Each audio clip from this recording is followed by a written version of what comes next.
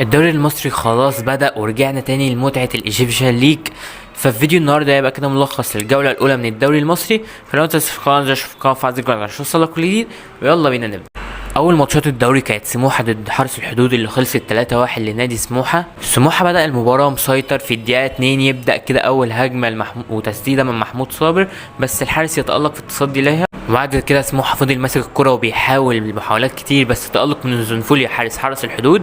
محاولات كتير قوي لنادي سموحة من حسام حسن ومحمود صابر وكل اللعيبه، لحد تيجي الدقيقه 30 تسديده حلوه قوي من محمود صابر من جوه ال 18، بيحطها في سقف الشبكه، بيسجل الهدف الاول لنادي سموحة بعد وانتو حلوه قوي مع حسام حسن، وتبقى النتيجه 1-0. وفضلت برضو المحاولات لنادي سموحة وفضلوا ماسكين الكرة، بس في نهاية الشوط الأول حارس الحدود يعمل هجمة ويقدر اللي هو يجيب ضربة جزاء من لمسة يد، ويخش محمد أشرف رؤى لاعب حارس الحدود والزمالك السابق يحطها في الجون في سقف الشبكة كده، تخبط في العارضة وتخش، ويسجل هدف التعادل لنادي سموحة، وتبقى النتيجة 1-1. بس كله فكر اللي خلاص الشوط هيخلص 1-1، بس في الدقيقة 49 في آخر ثانية في الشوط دوكودودو بيلعب عرضية الناحية التانية لعبد الكبير الوادي اللي بيستلمها من ناحية الشمال، ويقوم حاطط واحدة ارتو حلوة قوي في الجون. يعني حرفيا هدف محمود صابر وهدف عبد الكبير الوادي الاتنين من نفس المكان، بس الاتنين أحسن من بعض. وكده بيخلص الشوط الاول ب2-1 لنادي سموحة. الشوط التاني بيبدأ في اول 4 دقايق تقريبا، كرة ركنية لنادي سموحة، لخبطة كده في منطقة الجزاء عند حارس الحدود، تخبط في المدافع، تقعد تخبط كده توصل لحسام حسن، بيقوم حاططها ويسجل الهدف الثالث لنادي سموحة. وحارس الحدود بيسجل، بس الحكم بيحسبها اوفسايد، وهي الصراحة اوفسايد. بس كده وسموحة فضل يستحوذ وماسك كرة وبيعمل هجمات، وبيخلص المباراة بنتيجة 3-1. من ابرز اللعيبه من وجهه نظري في الماتش ده كان محمود صابر، سدد 3 تسديدات على المرمى، جاب جون، عمل تمريرات طويله صحيحه 2 باص 29 باص صح. فمن ابرز اللعيبه في الماتش ده كان محمود صابر. الماتش التاني كان المصري ضد طلائع الجيش اللي خلص بنتيجه 2-0 للمصري.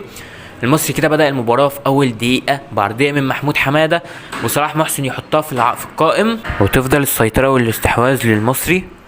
وفي الدقيقة 21 طرد الإسلام محارب لاعب طلائع الجيش، وفضل كده برضو سيطرة للمصري، بس ما كانش فيها هجمات اللي هي خطيرة. أبرز اللي كان في الشوط بس هو ركنيات كتير قوي، وكرة حسام وصلاح محسن اللي في القائم، وطرد إسلام محارب. وقبل ما الشوط يخلص صلاح محسن بيحط برضو في العارضة، بس المرة دي في اليمين، وبيخلص الشوط بنتيجة 0-0. الشوط التاني بيبدأ عرضية لصلاح محسن، والتالتة تابتة لصلاح بيحطها في الجون، وبيسجل اول اهداف المصري. والعرضيه كانت حلوه قوي من مخلوف لاعب المصري. وبعد كده هجمه مرتده للمصري وفرصه لفخر الدين بن يوسف، حرفيا كانت اسهل فرصه بيضيعها يحطها في السماء. محاولات استحواذ للمصري، ماسك كوره بس محاولات مش خطيره. كريم بامبو يسجل بعد 30 او 35 تمريره، بس الحكم يحسبها اوفسايد. المصري فضل ماسك الكرة لحد الدقيقة 87، تسديدة حلوة قوي من محمود حمادة، بيسجل الهدف الثاني للمصري، وبينتهي الماتش بنتيجة 2-0 للمصري.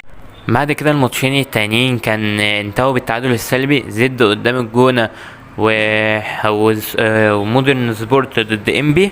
ابرز ما كان في الماتشين رجل الجزاء للجونة في الدقيقة 18 في ماتش الجونة وزد، علي لطفي بيتألق ويتصدى ليها. وفي ماتش انبي ومودرن سبورت في اخر دقيقة حرفيا في الدقيقة 94 ركلة الجزاء لفيوتشر، بيخش جوناساف نيوسان ده بيقوم مضيعها، وعبد الرحمن سمير حارس انبي بيتألق ويتصدى ليها. دول بس كانوا ابرز اللي كانوا موجودين في الماتشين. بعد كده كان مباراة فاركو والاتحاد اللي خلصت بنتيجة 1-0 لنادي الاتحاد. المباراة ملخص الشوط الاول كان فرص خطيرة للاتحاد بس مفيش اهداف. بعد كده الشوط التاني بيبدأ فرص خطيرة لفاركو بس تألق من دفاع الاتحاد، وفرص قليلة للاتحاد. يعني فاركو اللي كان احسن في الشوط الثاني، بس في الدقيقه 60 او 65 انفراد لمهاجم الاتحاد بيقدر اللي هو يسجل الهدف الاول لنادي الاتحاد. وبعد كده مرتده لنادي الاتحاد، فادي فريد بيضيعها بكره بغرابه، المرمى فاضي يعتبر وهو جوه ال6 ياردة، قام حاططها في السماء. فرصه يعني غريبه وعجيبه وكل حاجه. وبيخلص المباراة بنتيجة 1-0 لنادي الاتحاد. نخش بقى كده على الماتشات الفرق المهمة، الفرق الكبيرة. برامز ضد بتروجيت اللي خلص بنتيجة التعادل 1-1. الماتش اللي بدأ سريع قوي، بتروجيت بيسجل أول جون في أول دقيقة أو دقيقتين تقريبا، بعد كده بيراميدز بيحاول في الدقيقة الستة رمي التماس صديق أجولا بيلعبها جوه المنطقة لمايلي اللي هو بيستلم بصدره ويلف ويقوم حاطط هدف التعادل، وتبقى النتيجة 1-1 من الدقيقة السابعة. ماتش كان سريع جدا، ومن بعديه بيراميدز مسك الكورة وبتروجيت الفريق كان متألق جدا، فريق يعني شكله مبشر. وبتيجي كده الكرة اللي بتروجيت بيقدروا اللي هم يسجلوا منها الهدف التاني بس بيتحسب اوفسايد، والشوط الاول بيخلص بعد تضييعات للفرص من بيراميدز وبتروجيت. الشوط التاني بيبدا عرضيه لنادي بتروجيت بيقدروا اللي هم يسجلوا بيها الهدف، عرضيه لنادي بتروجيت بيقدروا اللي هم يسجلوا منها الهدف التاني بعد غلطه من اوباما، بس الحكم يرجع ويلغيه من الفار، وانا ما اعرفش هو لغاه ليه من الفار اصلا. بالنسبه للجون اللي اتلغى لنادي بتروجيت، من وجهه نظري الجون صحيح 100%، مفيش اي سبب او مبرر يخلي الفار يلغي الجون ده غير هو اللي فكر الكره دي لصالح بيراميدز، يعني مفيش اي سبب نهائي. بس هنشوف اللقطه دي في الاخر، يعني الشناوي بيتالق لبيراميدز وهو اللي صاحب اللي هم يطلعوا بنقطه من المباراه دي. الكره راجعه من لاعب بيراميدز اصلا مش عارف، وحتى اللاعب اللي حطها في الجون ما كانش اوفسايد خالص، فانا الصراحه مش عارف التحكيم ده هيفضل لحد امتى. الزمالك والبنك الاهلي اللي خلصت 3-2 لصالح الزمالك، مباراه عباره عن افساد تحكيمي، مباراه عباره عن اخطاء تحكيميه، مباراه عباره عن تحكيم زباله، كل حاجه. بس هنتكلم في التحكيم ده في الاخر. في البدايه كده تشكيله الزمالك: في حراسه المرمى عواد، على اليمين عمر جابر، وعلى الشمال محمود بن تايج وحسام عبد المجيد وحمزه المسلوسي، شحاته وعبد الله السعيد ونصر ماهر، على الشمال محمد حمدي اللي ما كانش بيلعب في مركزه واتصدم النهارده، وعلى اليمين زيزو، ومهاجم هو عمر فرج اللي لسه محتاج وقت مش هنقدر نحكم عليه من اول ماتش. لو هنمسك تشكيله الزمالك كده، لاعب عمر جابر النهارده ما كانش في حالته، محمد حمدي زي ما قلت لكم اللي هو مش بيلعب في مركزه فمش هنقدر نحكم عليه، عمر فرج من اول ماتش مش هنقدر نحكم عليه، عبد الله وناصر هم حرفيا قلب الزمالك نابض في اخر كام ماتش من احسن اللعيبه.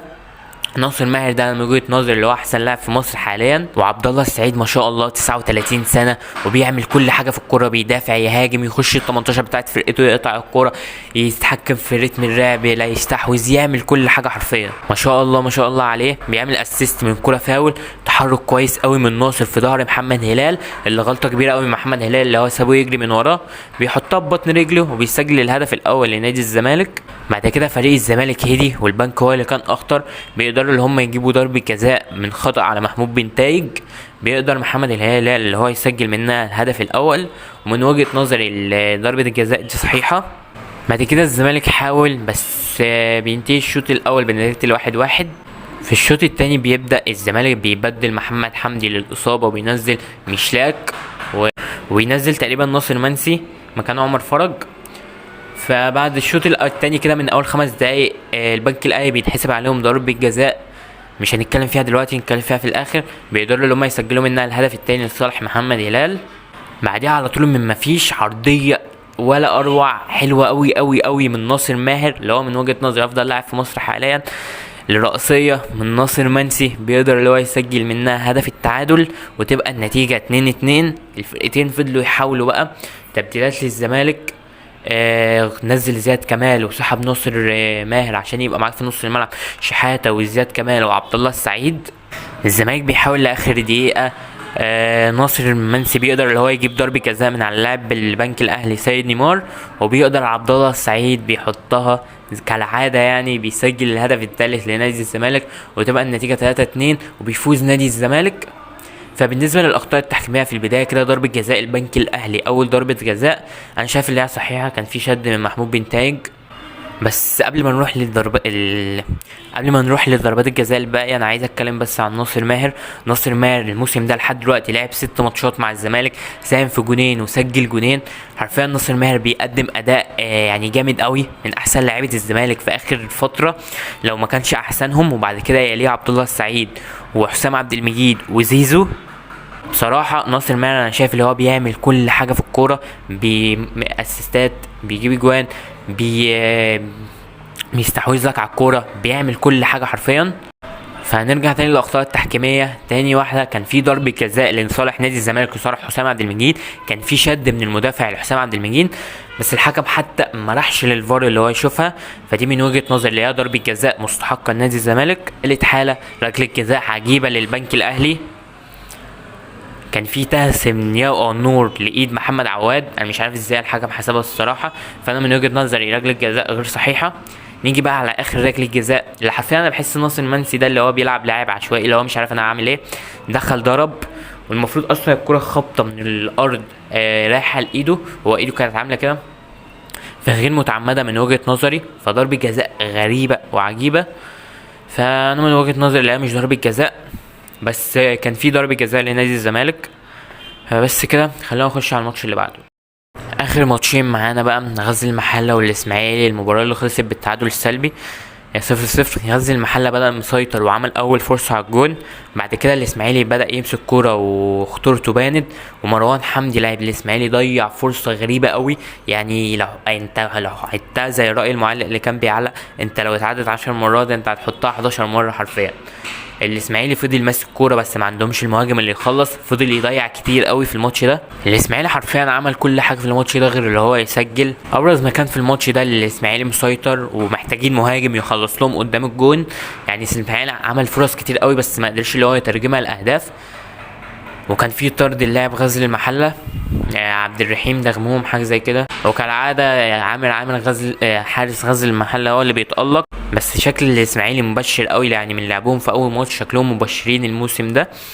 فبس كده الاسماعيلي كان اخطر، وكان الاسماعيلي هو اللي كان يقدر هو يسجل بس ضيع فرص كتير، تنتهي المباراة بنتيجة 0-0. واخيرا وصلنا لاخر مباراة معانا في الجولة الاولى، الاهلي ضد سيراميكا اللي خلصت 5-2 للاهلي. عنوانها كده الاهلي يعاقب سيراميكا، اللي يضيع يستقبل. يا باشا انا سبت لك الشوط الاول انت ما عرفتش تعمل حاجة، اتفرج بقى على الشوط الثاني.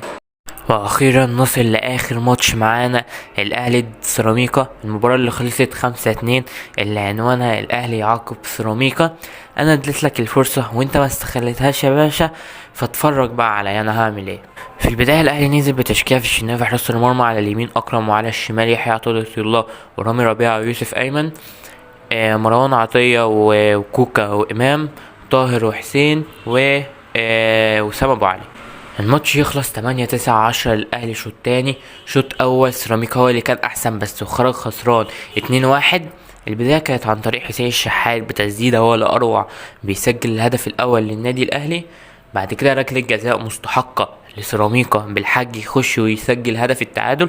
من ساعتها وسيراميكا هو الاخطر على الاهلي، لولا تألق الشناوي كان السيراميكا هتطلع من الشوط ده كسبانة 4-2 على الأقل.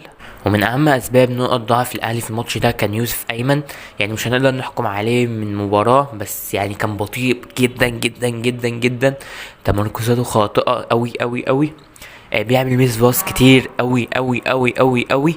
فأنت كده مستني ايه من مدافع؟ انت كده مدافع ولا بيعرف يباصي ولا بيعرف ولا سريع ولا بيعرف يتمركز، انت كده مستني منه ايه؟ بس مش هنحكم عليه برضو من ماتش لسه لما ياخد فرصة.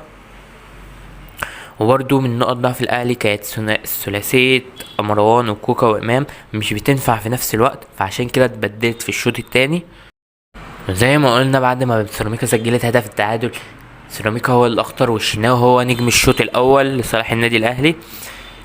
قبل نهاية الشوط الاول وسام ابو علي بيحط ضربة حرة، يعني زي ما الكتاب بيقول جامدة قوي، هي حتى لو مكانتش خبطت كانت كده كده رايحة في الجون. يعني مهاجم بيعرف يعمل لك كل حاجة، يجيب لك من كور ثابتة، يجيب لك رأسيات، يشوط، بيضغط. وسام ابو علي من اكتر اللعيبة اللي بتضغط على المنافسين، بيزهق المنافسين، فحرفيا ده المهاجم اللي الاهلي كان مستنيه، وبيسجلها ويخلص الشوط اول بنتيجة 2-1 للنادي الاهلي، مع ان سيراميكا هو اللي كان احسن في الشوط الاول. الشوط التاني بيبدا كولر بيدي دش للعيبه، مروان عطيه بينزل نسخه تانية خالص، بيطلع يوسف امين وينزل خالد عبد الفتاح. يوسف امين كان نقطه ضعف للاهلي. بيطلع كوكا وينزل قفش عشان امام عاشور يلعب في مركز 8 بوكس تو بوكس، يتحرك من ورا المهاجمين، المركز اللي هو بيجيده. حرفيا النادي الاهلي غير في الشوط التاني. طاهر اللي اخر 4 ماتشات لازم نديله حقه، لكل مجتهد نصيب، دي هي المستوى اللي الجمهور الاهلي كان مستنيه منه، وطاهر لسه عنده كتير يقدمه اصلا.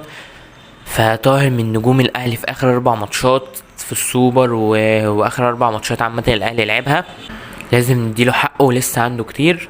بعد 20 دقيقة بيكسر ويعمل عرضية وارتقاء ولا اروع لوسام ابو علي، بيحطها ويسجل الهدف الثالث للنادي الاهلي. وبعد كده قفشه امام لمسه للشحات والهدف الرابع للنادي الاهلي. والخامس اسيست ولا اروع من وسام ابو علي لطاهر، بيسجل منه الهدف الخامس.